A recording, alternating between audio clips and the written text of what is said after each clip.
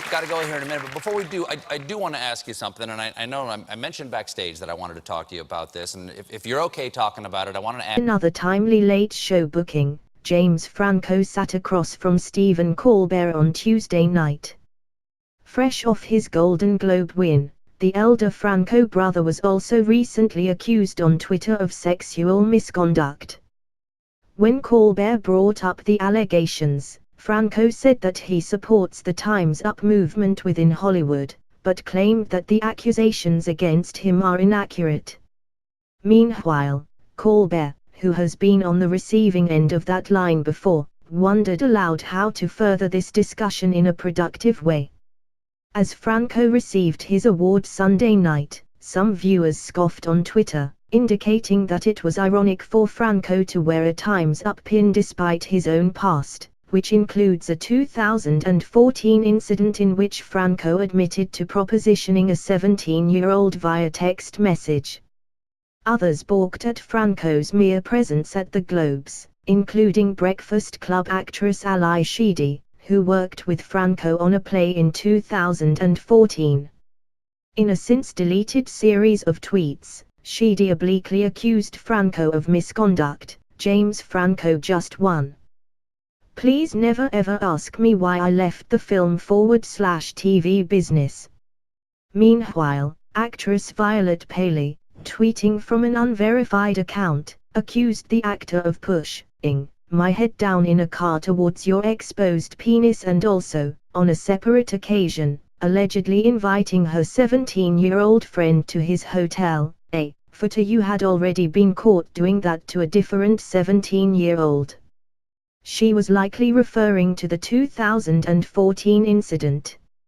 On Tuesday night, Franco responded to all of the recent claims, as well as those who critiqued him for wearing the pin. Look, I was so excited to win, but being in that room that night was incredible, Franco said. I mean, it was powerful. And there were incredible voices, and I support it. I support change. I support 50/50ths in 2020, which just means, people that are underrepresented, women and people of color, people in the LGBT community, get leadership positions, that they fill all positions that they've been deprived of. I completely believe in that. That's why I wore the pin. As for the allegations themselves, Franco said he hadn't read them, but that he had heard about them. I have no idea what I did to Sheedy, Franco said. I directed her in a play off-Broadway. I had nothing but a great time with her. Total respect for her. I have no idea why she was upset. She took the tweet down. I don't know. I can't speak for her, I don't know. The others, look, in my life, I pride myself on taking responsibility for things that I've done. I have to do that to maintain my well-being. I do it whenever I know that there is something wrong or needs to be changed. I make it a point to do it. The things that I heard that were on Twitter are not accurate, but I completely support people coming out and being able to have a voice because they didn't have a voice for so long. So I don't want to shut them down in any way. It's, I think, a good thing, and I support it. As the biggest series in late night, Late Show has increasingly become the place where conversations about Hollywood's reckoning take place. At times, it has had to grapple with last-minute cancellatios from celebrities who have recently been accused. Louis C.K. and Jeremy Piven both missed scheduled appearances for that reason, while Ben Affleck showed up in November to discuss the groping allegations against him. Franco, who once appeared on David Letterman's Late Show to address an Instagram controversy involving naked selfies, raised a familiar problem for Colbert. What is a host to do when their guest simultaneously supports the movement within Hollywood to raise accountability, but flatly denies the allegations against himself? Perhaps that's why Franco's appearance prompted Colbert to wonder aloud, is there something else that you think, some way to have this discussion that isn't in social media?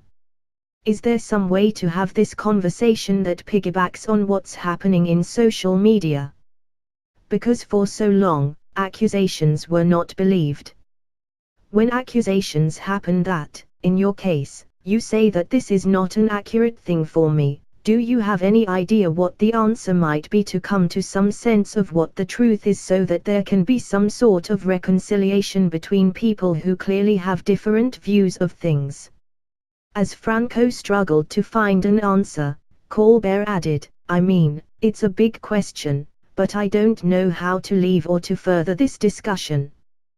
Paley claimed before the Colbert interview aired that Franco had offered me and a few other girls an overdue, annoyed, convenient phone apology. She added that she did not accept it, and suggested that the actor donate his earnings from the disaster artist to Ray. Paley also said that there are a lot more details that will be out soon. Working with people to do it in the best, safest way. In the meantime, Franco concluded his interview with Colbert by saying, "The way I live my life, I can't live if there's restitution to be made. I will make it. So if I've done something wrong, I will fix it. I have to."